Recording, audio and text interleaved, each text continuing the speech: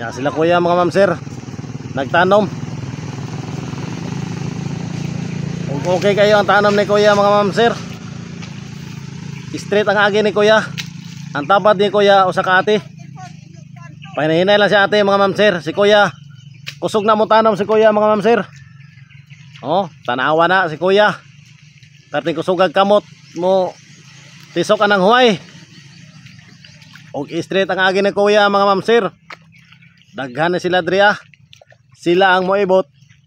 Sila po ang motanom. Tagpilang ektarya ninyo kuya?